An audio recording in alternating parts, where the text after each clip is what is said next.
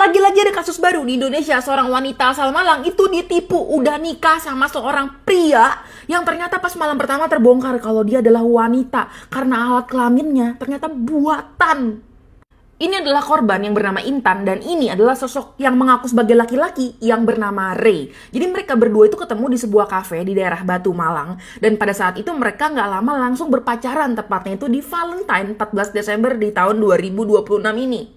Dari awal si pelaku ini, si Ray itu meyakinkan si Intan kalau misalkan dia benar-benar pria. Dari cara dia berbicara, berpakaian, rambut segala macam terlihat seperti pria. Yang sebenarnya kalau gue lihat-lihat sih emangnya sebenarnya nggak kelihatan kayak cowok sih. Ada anehnya. Di saat berpacaran, Intan ini dijanjikan berbagai macam hal sama si Ray. Mulai dari rumah mewah sampai mobil Lamborghini yang katanya nanti akan datang ketika di hari pernikahan mereka. Dan ada satu hal yang mencurigakan sebenarnya, di mana si Intan ini katanya disuruh membuat paspor yang katanya emang untuk jalan-jalan nantinya ketika jadi pasangan suami istri ke luar negeri. Tapi kabarnya itu katanya pengennya ke Kamboja untuk berobat. Ketika hubungan berjalan sekitar 1-2 bulan, akhirnya pelaku ini memburu-buruin supaya mereka itu cepat-cepat menikah aja udah.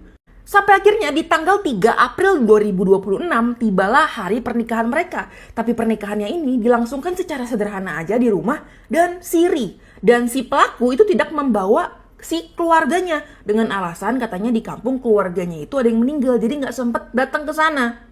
Dan mahar yang waktu itu diberikan si Ray ini adalah Rp100.000. Pada saat itu belum ada kecurigaan karena memang mungkin udah terlanjur cinta dan percaya. Tibalah malam pertama yang akhirnya membongkar semuanya.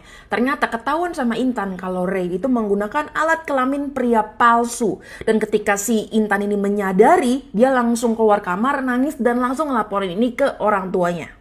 Akhirnya di tanggal 8 April masuklah laporan ini ke kepolisian, dia dibantu dengan keluarganya juga, dan akhirnya diselidik sama polisi karena ada dugaan pemalsuan identitas dan juga dugaan penipuan. Karena ada yang tadi ajakan ke Kamboja, jadi polisi mungkin berpikir juga ke arah perdagangan manusia dengan modus menikah seperti ini.